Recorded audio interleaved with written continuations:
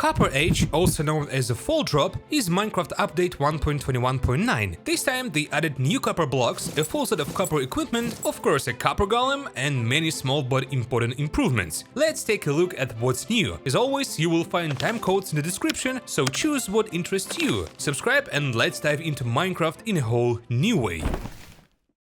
As always, we start with blocks. First on our list is copper bars. They have exactly the same functionality as iron bars, except that they are made from 6 copper ingots. Over time, the bars can oxidize. There are 4 types of oxidation, and if you need them to freeze at the desired degrees of oxidation, you can use honeycombs. You can remove the oxidation with an axe. Copper chain is another variation of the standard iron chain. It can be crafted from 2 pieces of copper and 1 ingot. It functions similarly to the iron chain and also has 4 variants, each of which can be waxed or scrubbed with an axe to remove oxidation. Copper chest, a new type of chest that has 4 oxidation options. It can be crafted from a wood chest and 8 copper ingots. If you need to craft a chest with a specific oxidation level, it is best to use an oxidized copper block and then place a carved pumpkin on top of it. Then a copper golem and chest will appear. The copper golem statue is a new decorative block that can only be obtained when the copper golem is fully oxidized. After full oxidation,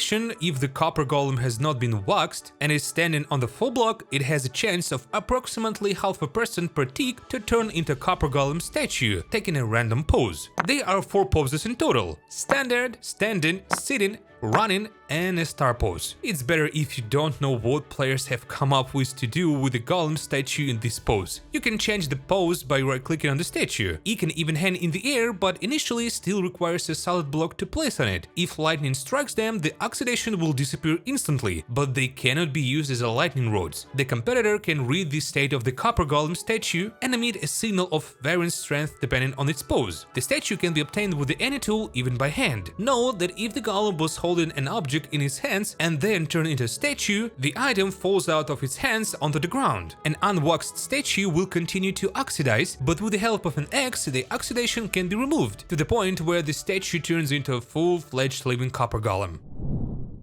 Copper torch, a new light source that looks almost identical to a regular torch but burns green. Its light level is exactly the same as a regular torch, 14 units. To craft it, you will need 1 stick, coal, and a piece of copper. Sadly, they do not bring green light to the game, but perhaps with addition of vibrant visuals, it will still appear. You may ask, why green? Many copper compounds produce a green turquoise flame when melted. Copper lantern. Yes, you understood correctly. This is a copper analog of a standard lantern, burning green and oxidizing over time. There are 4 options: unoxidized, exposed, weathered, and fully oxidized. The light level does not depend on the degree of oxidation. It will always emit exactly 15 units, just like a standard lantern. A copper lantern can be waxed and the oxidation can be scraped off with an axe. To create such a lantern, you will need 8 pieces of copper and 1 copper torch. Lightning rod. Yes, it was added to the game a long time ago, but starting with this version, waxed and oxidized version have appeared. Yes, the oxidation will disappear every time lightning strikes it, unless it has been waxed.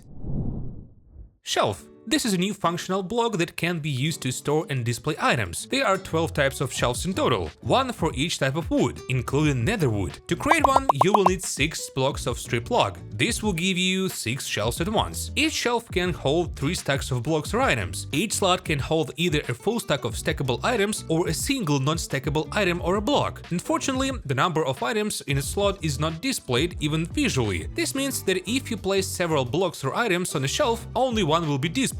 At any time, you can come up and take the item you need or replace it with another. But that's not all, because if you power the shelf with redstone, the texture of its front side changes, reflecting the redstone signal. When you place 3 shelves made of the same wood next to each other, they will be connected to each other. With these powered shelves, the player can quickly change their entire hotbar. How does this work? It's simple. If you interact with 1 powered shelf, all items will be placed in the last 3 slots of the hotbar. If you interact with 2 shelves, their contents will be replaced with 6 items on their far right of the player's hotbar. When interacting with 3 powered shelves, the contents were swapped with all items from the player's hotbar. It doesn't matter which shelves the player interacts with. Of course, the shelf can be automatically filled using a hopper or a dropper. If you place the hopper at the bottom, it will unload items from the shelf. Items are loaded into the shelf and unloaded from it from left to right, stacking into a single slot until it's full. In addition, competitors will also work with shelves, but in slightly different way. The competitor will read a signal of a different levels depending on where the item is placed. Left level 1, center level 2,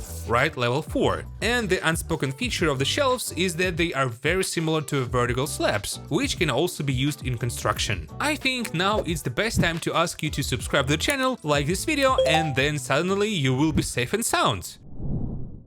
Now we can move on to the items. What do you think? What material are they mostly made of? Copper horse armor is a new type of horse armor. Funny enough, it has the same chance of appearing in the various chests as iron horse armor. Of course, there is no recipe for crafting it. Its protection level is 4, while iron horse armor has a protection level of 5. Copper nugget is an item that can be obtained by smelting copper tools, weapons, or armor, as well as by crafting it from a copper ingot. 1 ingot can make 9 nuggets. Copper armor. Yes, you heard right. They added a helmet, chestplate, leggings, and boots made of copper. The crafting recipes remain standard. You don't need to cover anything with copper, as in the case of netherite. You just craft it on the crafting table. Copper armor ranks between leather and gold armor. Is it better than iron? How can I put it? Iron armor provides 12 points of protection, while copper armor provides 10. Although leather armor provides 7 points. And let's be honest, of the 3 types of armor, leather armor takes the longest to craft. What about iron and copper? I think the time spent will vary, since 1 block of copper ore will drop several units of raw ore, so you'll spend less time mining. Its durability is also lower than the iron, but the chance of getting better enchantments is lower than just 1 unit. But will you try to enchant copper armor? I'll leave that question open.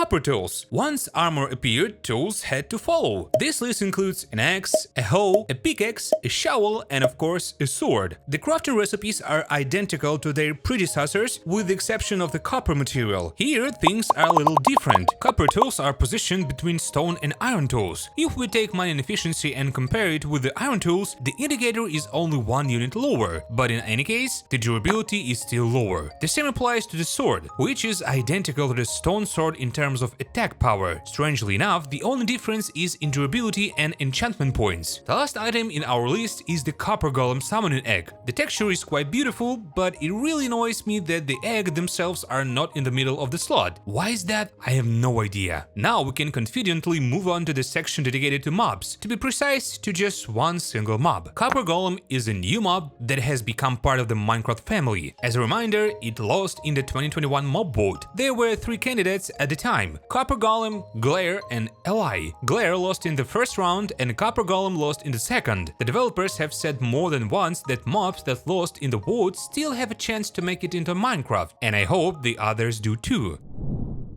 The Copper Golem has 12 health points, which is only 6 hearts. It is a completely passive mob that will neither defend itself nor attack. To summon this wonderful helper, the player must place a copper block of any degree of oxidation and place a carved pumpkin or jack-o'-lantern on top of it. The degree of oxidation of the block affects what the copper golem and copper chest will look like, which is quite nice. You can also use waxed copper blocks, but their waxiness, if I can call it that, is not transferred. Occasionally, the iron golem will give the copper golem a puppy as a sign of loyalty and love. The copper golem can take it and put it on his head. It will walk around with the flower on its head until it turns into a statue, at which point the flower will fall to the ground. If you don't like this, you can always cut the flower with a shear and it will also drop as an item. Unlike lightning rods, copper golems for some reason do not have this similar function, even though they have a lightning rod on their heads. Their heads do not attract lightning, but if lightning strikes near a golem or directly into it, it will completely clear the oxidation. The copper golem has an interesting feature: it can open doors. No, it won't run around like villagers and open doors whenever it feels like it. It will only open doors to get to one of the chests, so keep that in mind. The main task of this mob is to sort items. It's very simple. The copper golem will take 16 items at a time from copper chest and try to move them to normal wooden chests. That is, you come after your journey, throw all the items into copper chest. 1 copper golem can have up to 10 copper chests at its disposal, and then wait and watch as this assistant sorts items. How does it understand where and what item to put? It's simple. The items or blocks must already be in the chest. For example, you threw a a few stacks of oak planks, iron and diamonds. The golem will first take the first item from the chest and go to the normal chest to see where such an item is located. If it finds such a chest, it will place an item in it and go back to the copper chest to take everything else. If there is no such item in the chest, it will continue searching, but if it finds a completely empty chest, it will leave the item in it. As I said, he can only take 16 items at a time. One chest can contain several different blocks or items at once. Of course, this is very slow, but no one forbids having several copper golems at once. But you need to be careful. The search area for the chest from the position of the copper golem is 32 blocks horizontally and 8 blocks vertically. But at the same time, golem can only reach the second block vertically. If you want to place chest higher, you must build stairs for him. That's all, nothing complicated. Yes, this copper golem is different from the one we saw in the mob world, where its functionality was limited to randomly pressing copper buttons. This golem does not do that. I'll add the copper golem can oxidize and turn into a statue if it has an item in its hands at the moment of the oxidation. Don't worry, it will throw it on the ground, and besides, we can take items from its hands ourselves by right-clicking on it.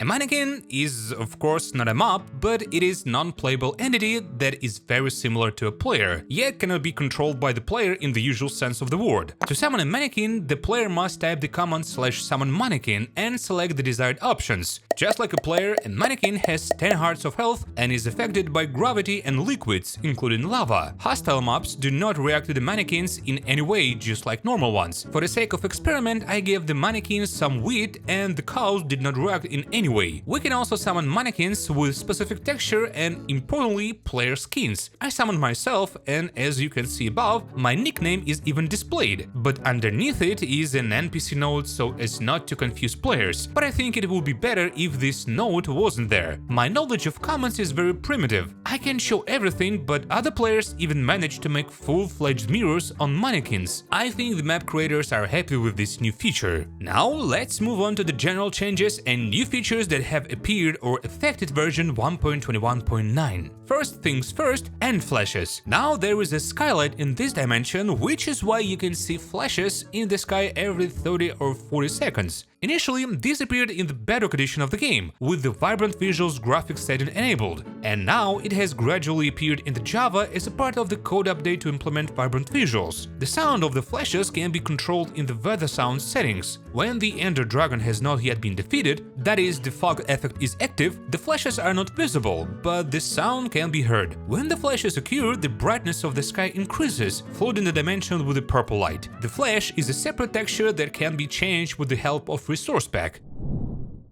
Chat drafts is a new feature that allows you to say what the player has written if their chat was forcibly closed. For example, if a player is writing a message and is suddenly blown up by a creeper, everything they wrote will remain after the chat is reopened. By pressing the Enter key, you can continue writing the message, and if you press backspace, the message will be deleted. In addition, a separate option to save any chat drafts has appeared in the chat settings. This means that even if a player wrote something in the chat, did not send it, and then intentionally close the chat, everything will be saved. This is disabled by default. By the way, it is now even possible to write a message when the player is in the Nether portal. New game rules have been introduced. Allow entry Nether using portals. Enabled by default, but if disabled, players will not be able to enter activated Nether portals even in creative mode. PvP comes straight from the Bedrock edition of the game. It allows or denies PvP between players, enabled by default. Spawn monsters, similarly to the previous one, comes from Bedrock. It controls the appearance of hostile monsters, enabled by default. Spawn blocks enabled, determines whether monster spawners will work or not, enabled by default. Common block enabled, controls the operation of common blocks, whether they will work in the game or not, enabled by default.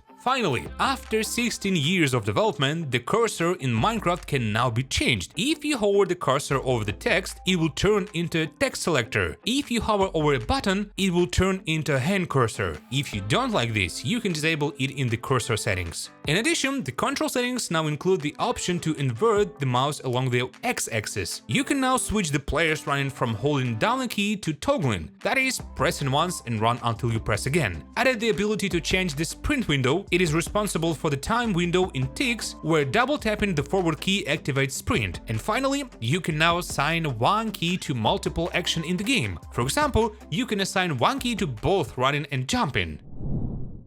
The recipe for creating copper trapdoors has been changed. Now, instead of 6 copper ingots, you only need 4, but you only get 1 copper trapdoor. The old recipe is used when creating copper bars. The texture of dice have finally been changed. Now, each of them has its own unique texture. Before that, I and many others used the resource pack from Vanilla Tweaks. Summon and Act now have a tooltip. If you hover your cursor over the one of X with the peaceful difficulty enabled, a tooltip will appear stating that these mobs cannot be summoned in this difficulty. Hostile monsters can now also spawn with a copper equipment, which can be either armor or weapons and tools. The spawn chance is 10.87%. It is now possible to set the global spawn not only in the overworld but also in other dimensions using the setWorldSpawn command. The debug menu has changed. It can now be fully customized to suit your needs. Pressing F3 plus F5 will open the debug menu configuration window. Here, the player can disable or enable the parameters they are interested in. Importantly, it is now possible to enable each parameter by default. This means that even when the debug menu is closed, the parameters you have selected will still be enabled. Even in the main menu, there are also 2 preset profiles, default and performance. Of course, what kind of a new update would it be without a new panorama? This time we find ourselves in a small plains village surrounded by copper and iron golems. If you look closely, you can even see statues of the copper golems in the background. The iron golems in turn give copper golems puppies. Performance is always a very important topic. This time it has become much better. The loading speed and creation of a new world have increased significantly, which is noticeable when comparing everything side by side. But this is not the only improvement. Because particle rendering has become much higher, as an example, I took the previous update and the current one, summon a lot of particles, and as you can see, under the same conditions, the FPS is significantly higher in this new version. On the weaker computers, this will increase the frame rate.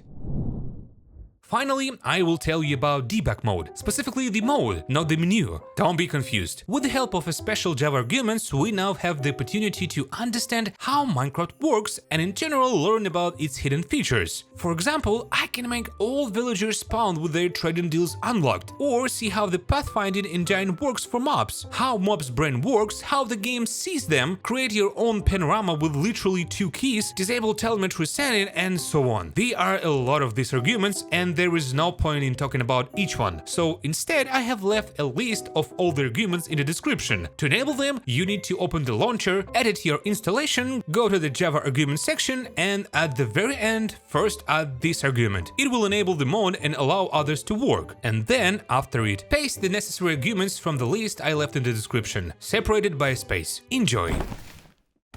The Copper Age is a small drop, but it still has many minor improvements. Did you like this update or not? Feel free to write your reviews in the comments. What would you add to it or conversely remove if you were a developer? I would be interested to hear your thoughts. While you wait for the next video, check out these ones. They are just as interesting. And of course, don't forget to subscribe to the channel, smash that like button and hit the notification bell. See you soon, because we're discovering Minecraft in a whole new way.